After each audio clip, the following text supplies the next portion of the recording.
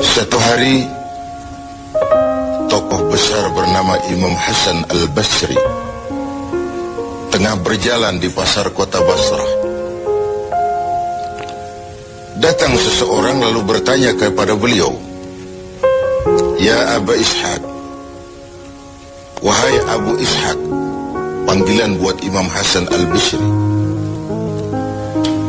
Katanya dalam Quran itu, "Ud'uni astajib lakum." Berdoalah kepadaku, aku akan jawab doamu. Mintalah kepadaku, aku akan penuhi permintaanmu. Begitu janji Allah dalam Quran. Lah kami ini, kata si orang tadi, sudah lama berdoa kepada Allah. Sudah banyak kali kami memohon kepadanya. Wah, kok sampai sekarang doa kami nggak dijawab-jawab, nggak pernah dikabulkan. Ini bagaimana? Katanya berdoa, aku kabulkan. Sudah lama kami berdoa, kenapa nggak pernah dikabul-kabulkan? Apa doa kami salah pasang? Apa Tuhan pas kebetulan nggak dengar? Atau bagaimana ini? Imam Hasan Al-Basri senyum lalu menjawab, "Ya ahlal Basrah, hai penduduk Basrah, hatimu mati. Dari hati yang mati, bagaimana mungkin doa akan terjawab? Tidak ada getaran yang menyebabkan channel kepada Allah itu nyambung. Tidak ada. Dari hati yang mati, doa tidak mengeluarkan getaran untuk sampai kepada aras.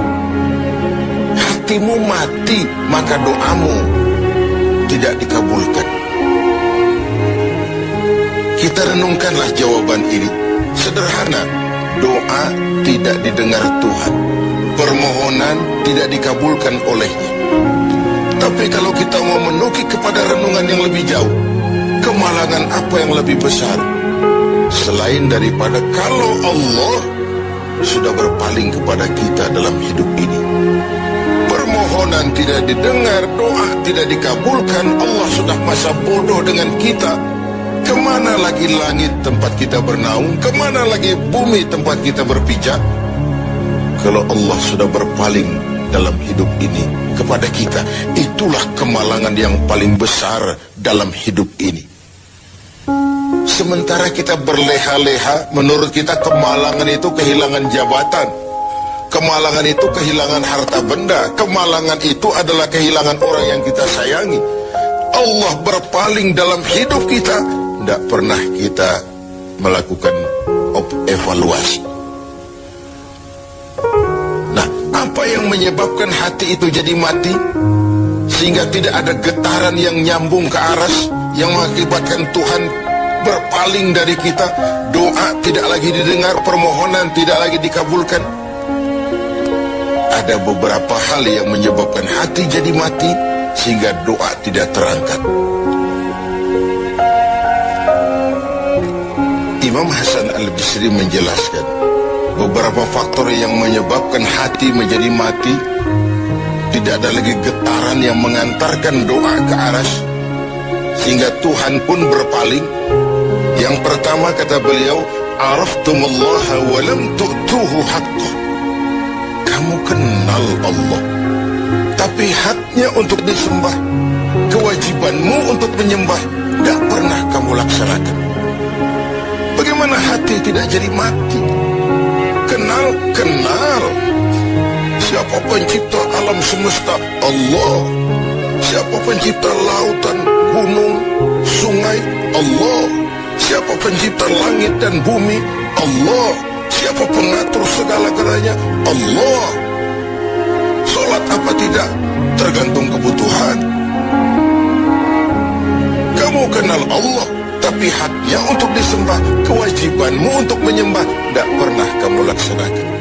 Bukankah simpel bahwa Fatihah saja mengajarkan iyyaka na'budu wa iyyaka nasta'in? Hanya kepadamu kami menyembah dan hanya kepadamu kami mohon pertolongan. Tertibul kalimat, na'budu dulu baru nasta'in. Kalau na'budu terlaksana, nasta'innya pasti top chair. Hanya kepadamu kami menyembah, hanya kepadamu kami mohon pertolongan. Kalau ibadah beres, pertolongan pasti datang. Doa doa didengar, permohonan dikabulkan, munajat pun diterima. Kenapa? Nak budunya beres, maka nasta'innya nikmat. Tidak diajarkan kita iyyaka nasta'in wa iyyaka na'budu, tapi na'budu dulu, baru kemudian nasta'in. Kalau hati tidak mau mati, janganlah pengenalan kita kepada Allah tidak diiringi dengan pendekatan kita kepadanya. Bagaimana cara mendekat kepada Allah? Logika saja. Mau dekat dengan presiden, ikuti peraturan yang dibuat oleh protokolernya presiden. Mau dekat dengan gubernur, ikuti peraturan yang disusun oleh protokolnya gubernur. Tidak bisa mau dekat dengan gubernur bikin peraturan sendiri. Mau dekat dengan Allah bikin metode sendiri. Dengan jalan ngelamun, duduk madep ngidul, bengong 4-5 jam, lalu mau dekat dengan Allah. Mau dekat dengan Allah, ikuti cara yang sudah diatur oleh Allah melalui utusan-utusannya, bukan dengan cara membuat sesuatu sendiri. Ini yang pertama. Lalu yang kedua, yang menyebabkan hati jadi mati, qara'tumul Qur'an walam ta'malu bih. Kamu baca Al-Quran, kamu dengungkan Al-Quran, kamu sanjung Al-Quran, walam ta'malu bih, tapi isinya, ajarannya tidak pernah kamu laksanakan. Isinya, ajarannya sering malah diinjak-injak. Bukankah kita hidup di satu zaman di mana tuntunan sudah menjadi tontonan, dan tontonan sering dianggap sebagai tuntunan? Bukankah kita hidup di satu masa di mana orang yang jujur dikhianati dan pengkhianat malah diberikan amanah? Bukankah zaman ini sudah terjadi pergeseran nilai yang sedemikian rupa? Kita baca Al-Quran, kita musabakohkan pula bacaannya, tapi isinya, ajarannya tidak pernah kita laksanakan. Bahkan nyaris sering kita injak-injak. Hati jadi mati. Sama dengan kalau kita dikirimi surat oleh seseorang yang sangat kita kagumi. Kita baca surat itu siang malam. Kita ceritakan kepada orang, saya dikirimi surat oleh orang yang sangat saya kagumi. Tapi perintah yang ada dalam surat itu tidak pernah kita laksanakan. Saya percaya betul yang kirim surat mesti marah. Kau baca itu penting supaya kau ngerti apa isinya, tapi setelah kau ngerti mau ia laksanakan. Begitu Al-Quran diturunkan kepada kita, kamu baca Al-Quran, tapi isinya tidak pernah kamu amalkan. Bagaimana hati tidak akan menjadi mati karenanya?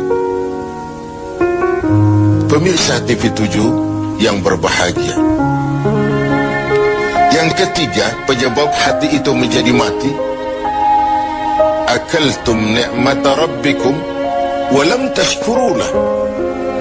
Kamu makan nikmat Tuhanmu, tidak pernah kamu bersyukur kepadanya. Ikan Tuhan di laut itu tiap hari diciduki, tapi Tuhannya diabaikan. Tidak pernah sesaat pun dalam hidup ini nikmat Allah pernah berhenti. Sejak kita bangun tidur sampai kita tidur kembali, bahkan tidur itu sendiri. Dari sekian nikmat yang kita tidak akan pernah sanggup menghitungnya, Tuhan cuma minta syukuri nikmat itu. Kalau kau syukuri, aku tambah. Kalau kau ingkar, azabku itu pedih. Tiap hari kau makan nikmat Tuhanmu, akaltum nikmat rabbikum. Kau makan nikmat dari Tuhanmu, walam tashkurulah, tapi kepadanya kamu tidak pernah bersyukur. Baik syukur dalam bentuk ucapan, lebih-lebih syukur dalam bentuk perbuatan. Karena kalau syukur ucapan semua bisa. Alhamdulillah, terima kasih Tuhan, puji syukur, terima kasih Tuhan. Tapi perbuatannya sering tidak sinkron dengan ucapannya. Kalau saya diberikan harta oleh Allah, mulut saya tidak pernah berhenti. Alhamdulillah Tuhan, terima kasih dikasih harta.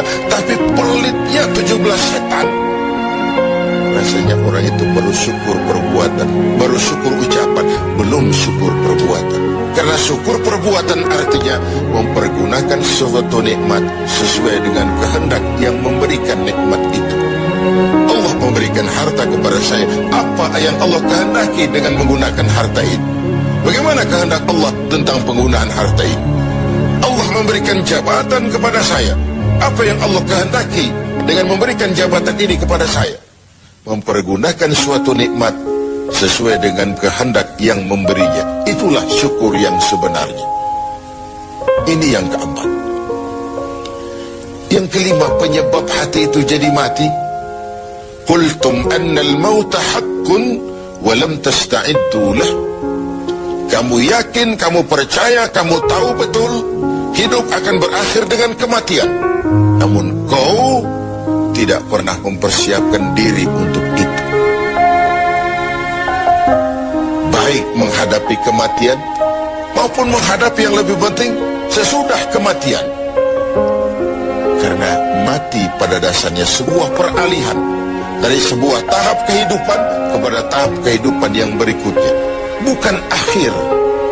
Bahkan saya lebih cenderung mengatakan mati adalah istilah yang digunakan bagi orang yang sedang hidup. Sipulan mati itu kan kata yang hidup, yang mengalami sedang pindah ke alam lain. Jadi tidak ada alasan hidup sulit bener, mending mati habis urusan. Tidak selesai sampai di situ, tidak selesai urusannya.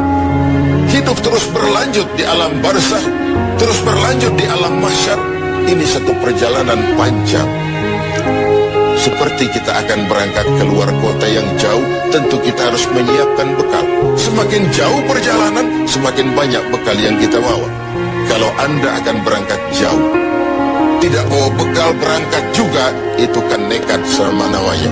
Sampai ke tujuan belum tentu, sengsara di jalan sudah pasti.